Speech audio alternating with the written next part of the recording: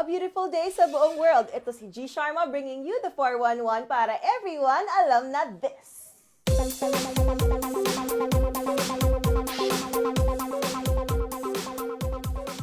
Kumusta na guys? I have something very exciting for you today. Kakausapin natin ngayon ang isang privileged member ng Front Row. Privileged dahil nakapag-meet and greet siya with Melman the Giraffe of Madagascar at Simba's Lion King. Straight from South Africa, makipagtsikahan tayo with Mr. Philip Gunawan. How are you, Sir Philip? Hi, G! Hi! Hello! Very good today. Actually, galing ako sa airport. Tumakbo talaga ako dito para makahabol para sa inyo. Naku, thank you, Sir Philip. Pinuntahan mo pa talaga kami dito. Kasama mo ba siya from South Africa? Inuwi mo ba siya? Hindi. Hindi naman. Pero alam mo, sa South Africa, mas maraming magaganda at matitinding wild animals sa makikita mo doon. Masarap yung pakiramdam na nakita mo yung culture ng South Africa, yung values ng mga tao doon. And of course, yung mga magagandang tanawin. Alam mo, uulitin ko bumalik ng South Africa. At isa yan sa mga bagay na talagang hindi ko makakalimutan.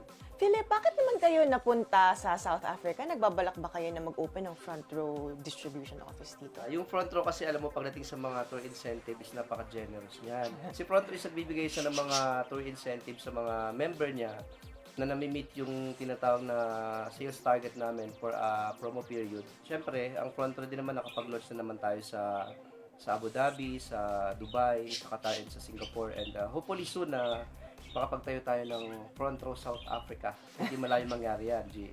Hindi nga, at malamang ikaw ang leader ng South Africa. Hanggang mapapadalas ang punta mo Siyempre, doon. hindi ako papayag, hindi ako kasama, diba? Well-deserved naman din po ang incentive na nakuha mo, Sir Philip. And kaya ko din po kayo kinausap ngayon dahil narinig ko na isa po kayo sa pinaka-hardworking, dedicated, at successful na front row leaders.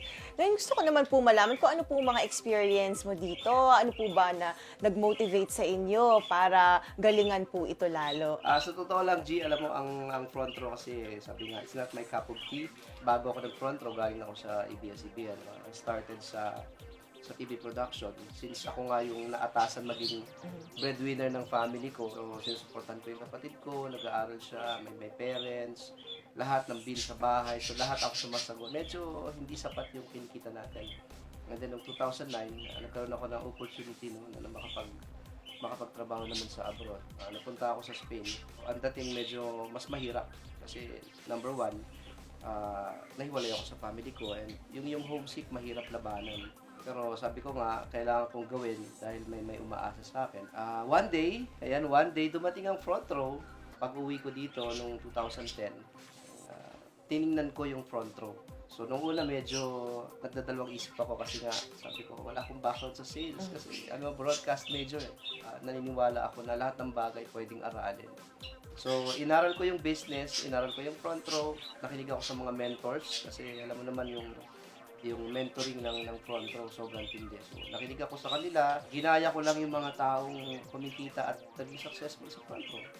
And now, as one of the leaders ng front row, I would say na sobrang swerte ko, G, na dumating sa buhay ko si front row because totally 100% dito nagbago ang buhay namin, pati yung family ko. No. Masarap kasi yung pangarap mo na dati, pinapangarap mo lang, ngayon unti-unti siya nagkakatotoo. Yeah. Masarap mabuhay sa mundo na punong-puno ng pag-asa at pangarap. At sa front row, hindi lang siya basta pangarap. Tama ka Diba? dyan. That's such a beautiful story, Sir Philip. I hope that this inspires many. At sa ating mga viewers, ayan ha, alam nyo na ang story ni Mr. Philip Gunawan ng Front Row. Alam na you, alam na me, alam na all, alam na this.